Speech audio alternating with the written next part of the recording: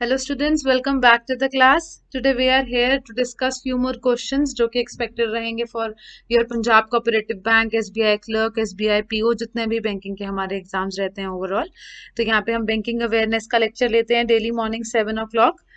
तो यहाँ पे क्या होगा कि हम कुछ एक क्वेश्चंस डिस्कस करेंगे. मेक श्योर इससे पहले 8-9 वीडियोस अपलोड ऑलरेडी हो चुकी हैं. अगर आपने नहीं देखी तो गो वॉच देम फर्स्ट. चलिए let's begin. So the first question of the day here with us is money market is regulated by whom? Is regulated by dash. तो यहाँ पे अब यहाँ हमें ऑप्शंस कैसे गिवन रहेंगी? IRDAI. तो यहाँ पे हमें बेसिकली एब्रीवेशन ही गिवन होती हैं. तो जैसे insurance regulatory and development authority of India हो जाएगा अगर IRDAI है. अगले ऑप्शन हमें RBI है, तीसरी हमें NSDCL है, फिर हमें IBA है, फिर नन ऑफ दीज है. एब्रीवेशन होंगे, you have to answer them. तो अगर हम यहाँ पे बात करेंगे मनी मार्केट की, मनी मार्केट पहली बात होता क्या है? जहां पे शॉर्ट टर्म फाइनेंशियल इंस्ट्रूमेंट्स होंगे वहां पे मनी मार्केट का काम होता है. ये मतलब बेसिकली जो शॉर्ट टर्म फाइनेंशियल इंस्ट्रूमेंट्स की डीलिंग होती है वो कहाँ करी जाती है? मनी मार्केट में. Now what is short term? Anything till the period of 1 year is short term. Fine, and it is being regulated by RBI. Now what is RBI? It is very important, you should know it. और हम ये हर lecture में almost हमने इसका एक आधा question cover किया है. RBI is Reserve Bank of India. तो RBI is the regulator of money market. It regulates short-term interest rates, money supply, deposits, credit and investment. Basically almost everything. Now second question here with us is short term funds के लिए कौन सी market होती है? तो short term funds के लिए money market होती है. एंड अगर बात करेंगे लॉन्ग टर्म फंड्स की, लॉन्ग टर्म किसको यहाँ पे डिफाइन करता है? More than 1 year. तो वो कौन सी मार्केट होती है? It is capital market. अब ये है क्या? कैपिटल मार्केट के अपने इंस्ट्रूमेंट्स होते हैं. We'll discuss them as well. अभी हम मनी मार्केट की बात कर रहे हैं. तो money market consist of the financial institutions and the dealers in money or credit who wish to either borrow or lend. या यहाँ पे कोई लेंड भी कर सकता है, बोरो भी कर सकता है. Participants borrow and lend for short periods typically up to 12 months. That I have already told you कि maximum period in the money market is 1 year and the maximum, there is no maximum period for the capital market but it starts from 1 year basically. उसके बाद कुछ एक हम बात करेंगे instruments की. Instruments of money market. जब हम बात करेंगे अब instruments of money market, there are a lot of instruments but हम कुछ एक की बात करते हैं. आ जाएगा commercial paper, treasury bills, certificates of deposit, call money, notice money, term money etcetera. ये क्या है? ये फ्यू एग्जांपल्स हैं इंस्ट्रूमेंट जो है मनी मार्केट के. फाइन. ये है क्या? It is highly liquid as it is instrument that has a maturity below 1 year. मतलब ये जो भी इंस्ट्रूमेंट होंगे ये क्या होंगे? Highly liquid. लिक्विड वो लिक्विडिटी वो चीज को रेफर करती है जितने टाइम में हम, जितने मिनिमम टू मिनिमम टाइम में हम एक इंस्ट्रूमेंट को या किसी भी चीज को कैश में कन्वर्ट कर सकते हैं. उसके बाद आ जाएगा हमारे पास कैपिटल मार्केट. अब इस कैपिटल मार्केट के भी हम क्या करेंगे? कुछ एक इंस्ट्रूमेंट्स डिस्कस कर लेंगे कैपिटल मार्केट के.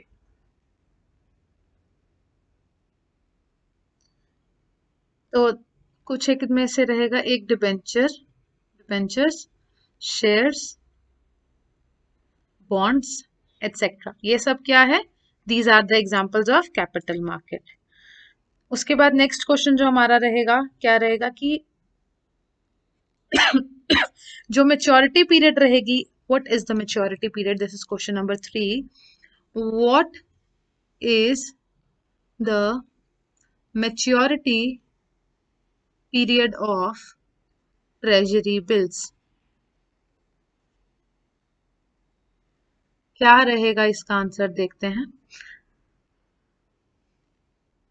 And here is the maturity period. It is 91, 182 and 364 days. अब बेसिकली यहाँ पे आप देखोगे तो आपको याद करने में कोई मुश्किल नहीं रहेगा, बस आपको 91 याद करना है। 91 2s are 182 and 182 2s are is या 91 4s are is 364 days। उसके बाद आ जाएगा हमारे पास जीरो कूपन बॉन्ड्स क्या होते हैं। क्वेश्चन नंबर 4 आ जाएगा यहाँ पे, what are zero coupon bonds. कौन से होते हैं zero coupon bonds? Treasury bills. हमने अभी ट्रेजरी बिल्स के बारे में पढ़ा है ना, तो these are the zero coupon bonds. Treasury bills को क्या कहा जाता है? T bills. ये क्या है? ये मनी मार्केट का इंस्ट्रूमेंट है। That means it is a short term debt instrument, जो कि कौन इशू करता है? Government of India. ठीक है, और ये 3 टेन्योर्स के लिए होती है, 91 डेज, 182 डेज, 364 डेज। इनको क्या कहा जाता है? Zero coupon bonds. And we don't have to pay no interest in this.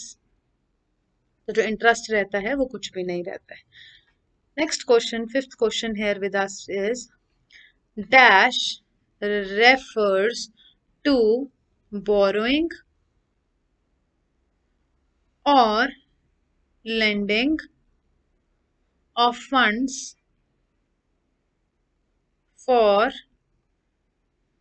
period between 15 days to 1 year।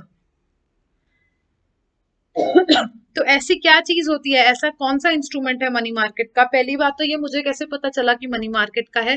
Because यहाँ पे मैक्सिमम पीरियड है 1 year, till from 15 days to 1 year. पहली चीज ये। दूसरी चीज वो ये कह रहे हैं कौन सी चीज को ऐसा रेफर किया जाता है जिसमें borrowing of lending of funds होती है for a period of 15 days to 1 year. And the answer here is term money. Term money. Just in case वो पूछ ले कॉल मनी क्या होता है?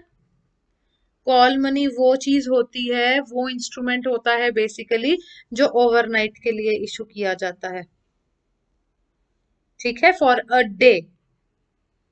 और जब कोई चीज इशू की जाती है मोर देन 1 डे के लिए बट 14 डेज से कम के लिए, that is known as your notice money. This was whole concept of 3 जो चीजों में डाउट रहता है हमेशा, that is term money, call money and notice money.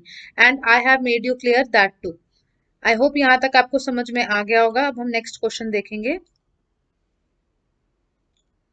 Next question है with us is bank assurance से रिलेटेड, कि बैंक अश्योरेंस होता क्या है। ये भी एग्जाम में 2 से 3 बार ऑलरेडी पूछ चुके हैं।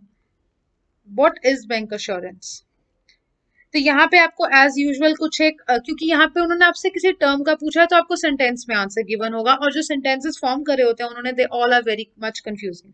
ठीक है, तो यहाँ पे मैं आपको बता देती हूँ क्या होता है। It is a composite financial, it is a composite financial service offering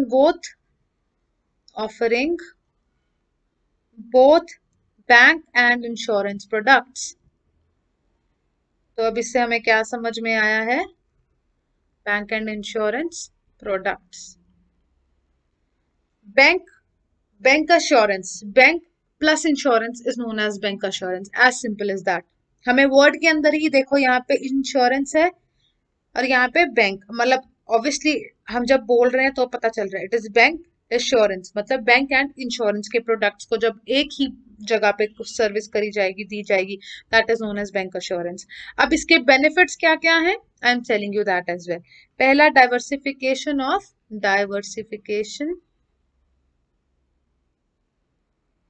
of customer portfolio.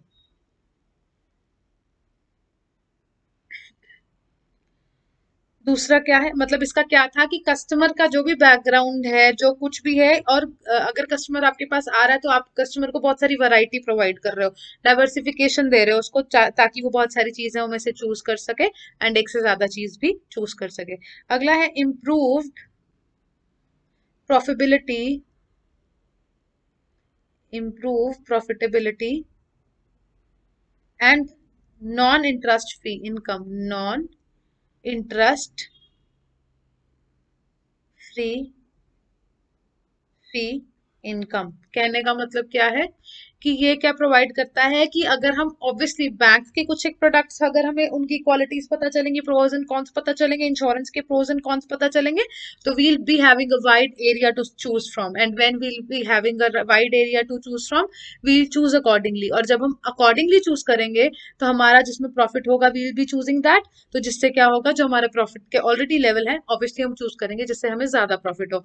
Also जो यहाँ पे वो फी होती है, दैट इज वहां पे जो नॉन इंटरेस्ट होता है, मतलब उसमें इंटरेस्ट जो है वो पे नहीं करना पड़ता। दूसरा है कस्टमर लॉयल्टी एंड रिटेंशन। ये सब एक ही चीज है कि आपको बहुत सारी वहां पे सर्विसेज प्रोवाइड की जाती हैं, एंड उसी चीज को रिलेटेड ही ये सारे क्या है हमें गिवन है। Increased customer life time value, मतलब क्या है कहने का कि अगर हम कोई बैंकिंग की सर्विस के लिए जाते हैं तो वो एक लिमिटेड पीरियड के लिए हम जा सकते हैं, बट अगर हम इंश्योरेंस के लिए जाते हैं तो वो लाइफ टाइम हो जाता है। सिमिलरली अगर हम सिर्फ इंश्योरेंस के पास जाते हैं थ्रू फॉर सम वर्क, तो हम बैंकिंग की भी सर्विसेज वहां से इशू करा सकते हैं, ये सब वहां पे आ जाता है। अगला है इंश्योरेंस जो होता है उसके कितने टाइप्स होते हैं, ये नेक्स्ट क्वेश्चन है, क्वेश्चन नंबर 7, इंश्योरेंस के टाइप्स। तो कुछ एक एग्जांपल्स होते हैं, health insurance, Life insurance, long term disability insurance, auto insurance and etcetera. तो ऐसे क्वेश्चंस भी आ सकते हैं। अब बैंक अश्योरेंस की हम बात कर रहे थे पहले, तो ये बैंक अश्योरेंस जो है ये इंट्रोड्यूस कब किया गया था, स्टार्ट कब हुआ था, अगस्त 3, 2000 में स्टार्ट किया गया था। The government of India notified, कि ये जो है गवर्नमेंट ऑफ इंडिया ने क्या किया था, इसको नोटिफाइड किया था ऑन द डेट 3 अगस्त को 2000 में। फाइन, अगला क्वेश्चन देखते हैं।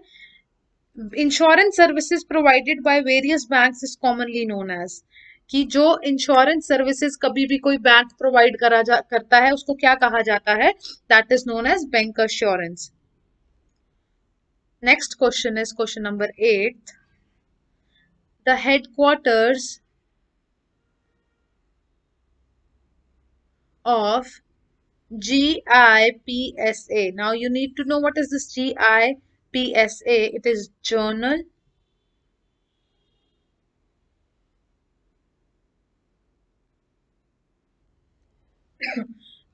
Insurance Public Sector Association of India। ये तो हो गई इसकी GIPSA की फुल फॉर्म। उसके बाद ये सिचुएटेड कहाँ है, इसका हेडक्वार्टर कहाँ है, it is in new Delhi. Next question is, what is additional insured? What is known as additional insured? जब भी प्रॉपर्टी इंश्योरेंस और लायबिलिटी इंश्योरेंस क्लब किए जाते हैं। क्या मतलब होता है, additional insured is status associated mainly with property and liability insurance. ये हो गया हमारे पास एडिशनल इंश्योर्ड की फुल फॉर्म, सॉरी मीनिंग हो गया। Many a time, next question is many a time we come across a term we come across a term in banking sector retail banking.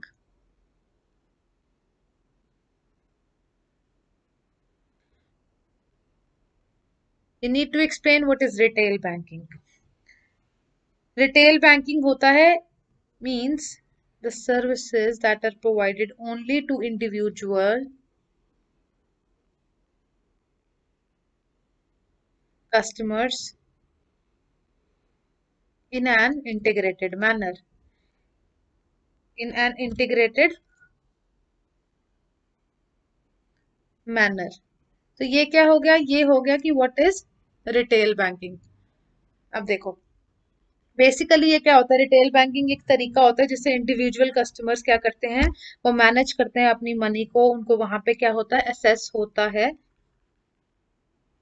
Assess किस चीज का? Assess to manage there credits, deposit their money and etcetera in a very, किस तरीके से, इन a very secured manner. और ये है क्या? Services offered by retail banks include saving accounts, मॉर्टगेजेस, personal loans, credit card, certificate of deposit etcetera. तो ये हो गया retail banking. Next question is question number 11th।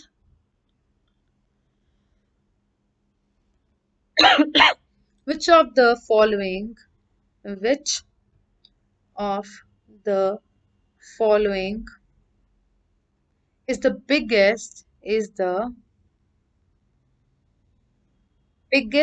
non life insurer in the entire Afro Asia region। तो यहाँ पे क्या है, question में वो पूछ रहे हैं नॉन लाइफ इंश्योरर कौन सी कंपनी या कौन सा ऐसा नॉन लाइफ इंश्योरर है किसमें, एफ्रो एशियन कंट्री में। अब देखो एफ्रो एशियन रीजन होता क्या है, पहले तो आपको ये पता होना बहुत जरूरी होता है, जिसके अंदर अफ्रीकन एशियंस इंक्लूड होते हैं, that is known as African Asians, जिसके अंदर इंक्लूड किए जाते हैं that is known as Afro Asian. अब ऑप्शंस क्या हैं आपके पास? New India Insurance, Life Insurance Corporation of India, United India Insurance Company, General Insurance Company and none of these. तो जो आपका आंसर सही रहेगा यहाँ पे, it is New India Assurance. This is your right answer है। नेक्स्ट क्वेश्चन देखते हैं। IFRS stands for what? क्या होता है IFRS? तो IFRS stands for International Financial Reporting Standards. This is the full form of IFRS standards. क्या full form है? International financing reporting standards. ये है क्या? It is a set of accounting standard developed by independent things. तो ये बहुत simple सा है, इसके अंदर भी नथिंग वाज टू डू, कुछ ऐसा बहुत डिफिकल्ट नहीं था। तो अब हम स्टार्ट करते हैं नेक्स्ट क्वेश्चन, जिसके अंदर पहले ही आपका जो क्वेश्चन है that is very easy. What stands for NRI?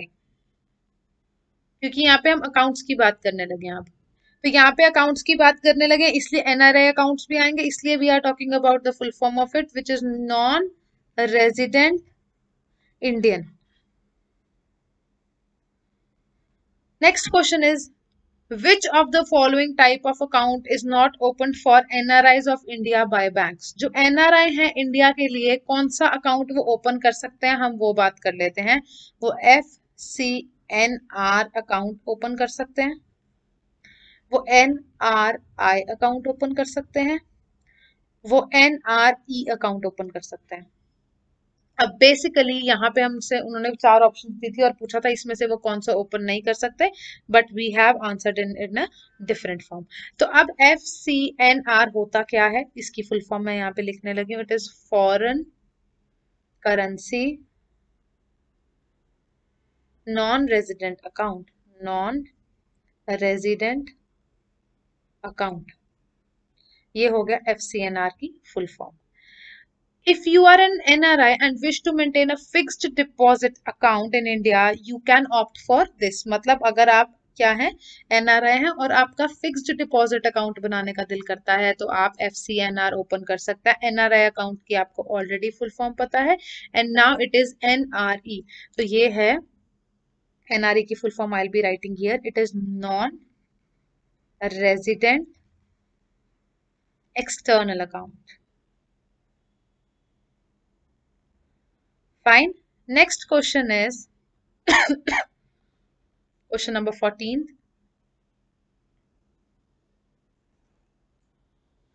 Which document set is required for opening of NRI account? NRI account, क्योंकि why are we discussing this? Because ये नॉन रेजिडेंट के लिए है, तो ये पता होना बहुत जरूरी होता है। पूछ लेते हैं पेपर में। Pan card, driving licence, foreign passport, आपका पासपोर्ट होना चाहिए तभी आप ये अकाउंट खुलवा पाएंगे, और rent agreement wherever you are staying you need to tell that also.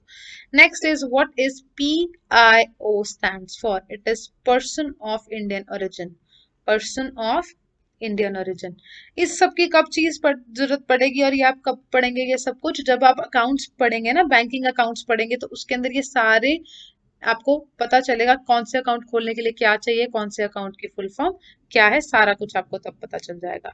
उसके बाद next question is interest rates, very important question.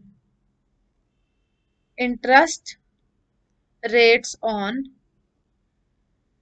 rates on FCNR B deposits in India regulated by RBI based on LIBOR, LIBOR. What is the full form of LIBOR? Now this is the question. क्या किया उन्होंने? आपको पूरी की पूरी detail दे दी, अब उन्होंने बीच में से एक वर्ड उठा के आपसे फुल फॉर्म पूछ लिया, and this is how the question is coming these days. क्या कह रहे हैं? वो जो इंटरेस्ट रेट लगता है हमारा FCNR अकाउंट पे, डिपॉजिट पे, वो इंडिया में वो रेगुलेट करा जाता है through through RBI, reserve bank of India, और ये बेस्ड किस पे होता है? लिबोर पे। Now what is LIBOR? It is London interbank offered rate. ये एक बेंचमार्क होता है basically. This is a benchmark for what? For short term interest rates around the world। क्या मतलब है? ये जो लिबोर है, London inter bank offered rate, ये एक बेंचमार्क है। किस लिए? शॉर्ट टर्म इंटरेस्ट रेट यहाँ से कैलकुलेट किए जाते हैं।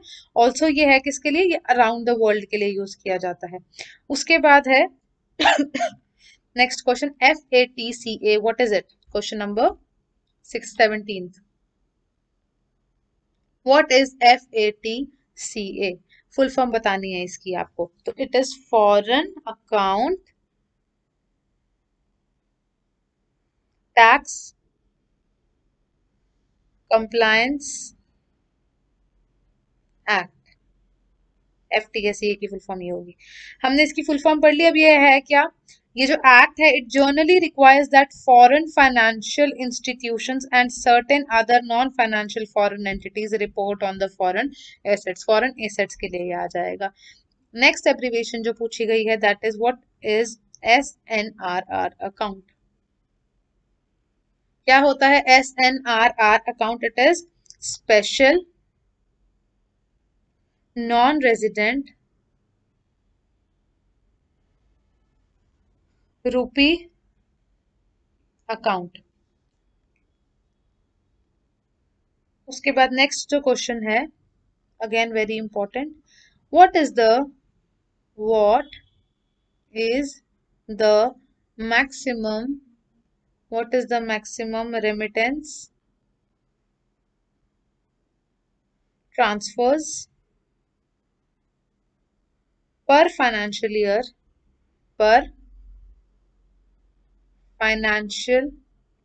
year can be done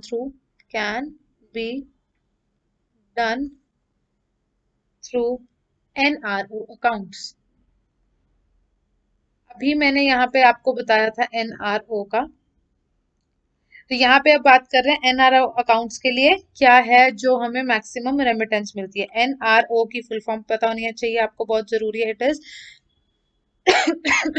non resident ordinary रूपी अकाउंट। और अब बेसिक क्वेश्चन क्या है हमारा, वो पूछ रहे हैं कि वो मैक्सिमम ट्रांसफर अमाउंट क्या रहेगी पर फाइनेंशियल ईयर जो कि एक एनआर अकाउंट कर सकता है, नॉन रेजिडेंट ऑर्डिनरी रूपी अकाउंट कर सकता है। तो it is USD 10 million। NRIs may remit from the balances held in NRO account on amount not exceeding $1 million per financial year subject to the payment of applicable taxes. The limit of $1 million per financial year includes sale proceeds, etc. Now next question. So basically it is 1 million, not one, it is basically 1 million.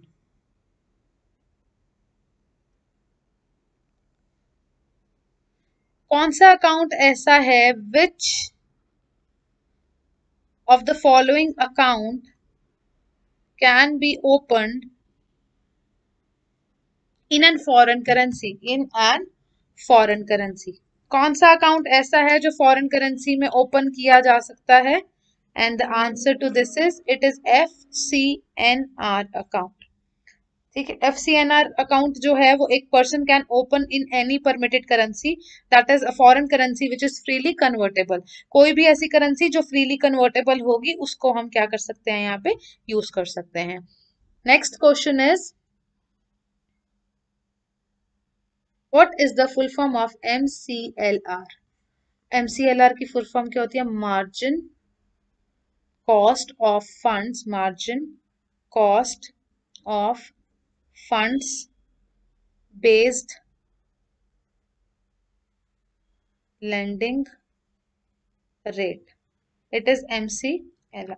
अब हमने ये तो पढ़ लिया but थोड़ी सी इसकी extra information भी हमें होनी चाहिए, तो इससे रिलेटेड हम और चीजें भी पढ़ लेते हैं। What is a base rate? I have already discussed this. Base rate क्या होता है? लेंडिंग रेट होता है। Base rate is a lending rate जिसमें total cost of funds check की जाती है, total cost of funds and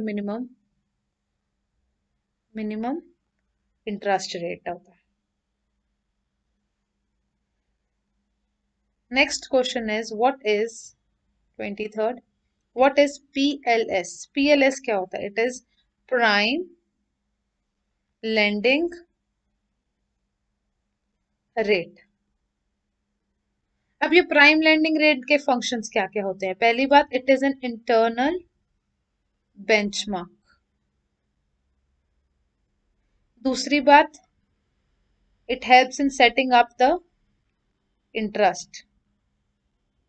तीसरी बात, it is calculated based on average cost. And last चीज क्या है जो ये एवरेज कॉस्ट पे कैलकुलेट की जाती है? And NBFC and HFC loan को प्रोवाइड करता है ऑन डिस्काउंट, ऑन डिस्काउंट। अब again a very important thing कि इसके अंदर NBFC क्या होता है ये भी पता होना बहुत जरूरी है। तो it is non banking financial companies. और उसके बाद अब एक और हमारे पास जो टर्म है दैट इज HFC। अब HFC की फुल फॉर्म भी पता होनी जरूरी है।